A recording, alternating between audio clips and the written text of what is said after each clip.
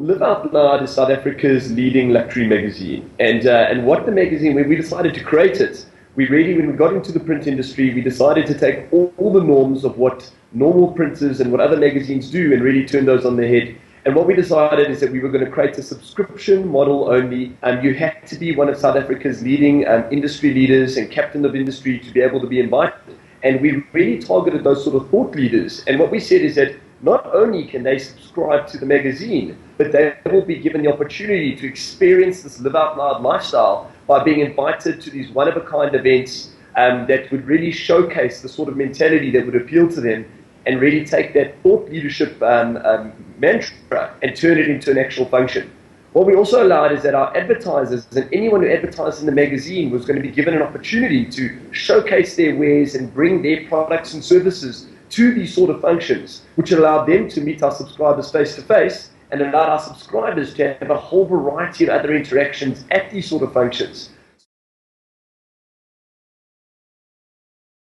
I decided that, what could I do that is different? What could I do that would still fit within my varsity timetable? And I decided to start selling breakfasts on the side of the road. So I created something. I'd get up at 3 in the morning, and before varsity, I'd make a giant muffin. We would have a series fruit juice, snacker, a piece of fruit, a mint, a yogurt, and all of these could be purchased en route to Sandton by parents dropping off their kids or people running late for meetings. And for 10 Rand, you could get this sort of breakfast. So what really differentiated that original business is that I brought out a pamphlet every week. It was called The Breakfast Boy. And I brought out a pamphlet every week that allowed commuters to be able to hear my story and said that I'm not just here to learn about entrepreneurship, but I want to experience it firsthand. And while I was studying it on the one hand, the only way that you could really experience it firsthand was to actually run your own business. And every week I would give these commuters an update on what was taking place. They could give me feedback in terms of what they would like. I told them about the difficulties about running your own business, like the one mistake of over purchasing yogurts that ended up going off. And really it allowed them to grow with me as my business grew. They could experience it and really create that rapport that you need when you want to touch base with your client. I think that there's a number of challenges that any developing business has. And 5 for me particularly stood out. The one was the fact of really thinking that to start a business, you want to have this giant empire and you want to employ as many people as possible. And I think that mentality is a very old school mentality. Business has changed a lot. You want your business to be small, flexible, and dynamic. And you don't just want to employ for the sake of employing. And I think that was one of the first big mistakes I made, is just to go out there and try and create this colossal empire and employ as many people as possible. I think the second thing that I made is that you always employ people with a similar personality to you. So particularly when it came down to the sales staff, I would only, you would connect better with people who are outgoing or have a very similar type of nature to you. And as a result, I ended up employing a variety of clones so it was literally our sales team was one and the same person, despite there being like 10 of us. And as a result, our skill set was very, very limited. And that was one of the other key lessons I learned, is that you've got to ensure that you employ a variety of ranges of personalities, so that your skill sets are a wide range of skills available.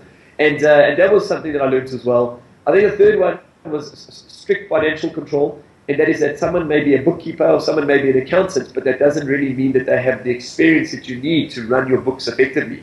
So one of the big lessons I say to everybody is that one of the second person you need to employ in your business is a CA. It needs to be someone who really knows what they're doing, that can give you the best advice and manage your cash flow effectively. If you have great financial control, you can really, I think you can really leverage great opportunities that come your way. So, and that would be another one that I would put down. And I think those are really the key lessons that I would say stand out for me.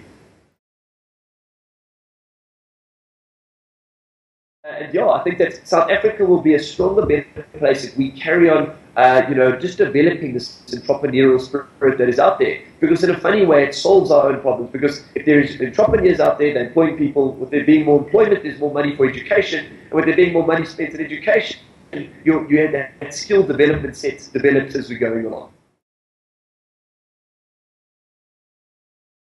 One of the biggest ways it can be improved is that people get told that you need to have a vast amount of capital or a huge amount of starting money to get a company up and about. And that really is not the case. All you need to have a business that is right for you at the time, that can turn a profit at the end of the month. And you do not need huge. My first business started at 300 Rand. A number of the really, one of the best inspiring stories I always hear from entrepreneurship and from other business owners is the ones that started with no capital backing, with no big loans from various institutions. They just started off with a great idea, and they just ensured that it grew month on month, week on week, day on day.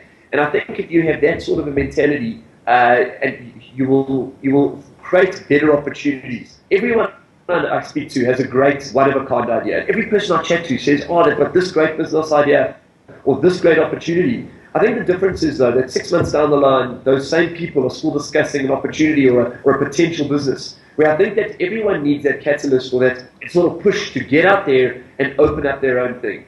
And that's what I say to, also one of the messages I really like to try to deliver is that just have that courage. Don't wait for there to be something that is necessity-driven, or don't wait for there to be a ridiculous opportunity. Get something that really appeals to you, get something that really drives your passion and enthusiasm, and just have that courage to take that last step.